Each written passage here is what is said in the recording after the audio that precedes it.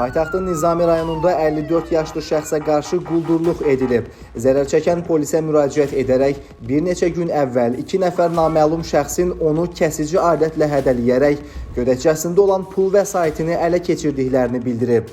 Nizami rayon polis idarəsi 24-cü polis şöbəsi əməkdaşları tərəfindən keçirilən tədbir zamanı hadisəni törətməkdə şübhəli bilinən, əvvəllər məhkum olunmuş 42 yaşlı Cabir Ələkbərov və 34 yaşlı Nazir İsmailov müəyyən edilərək saxlanılıblar.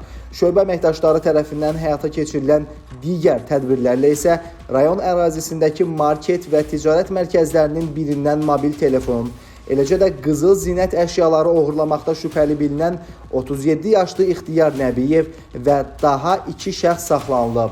Bundan başqa, Nizami rayonunda polis əməkdaşları kuryerlik edən şəxslərin motosikletlərini oğurlamaqda şübhəli bilinən Elvin İmanov və Samir Hüseynovu da saxlayıblar.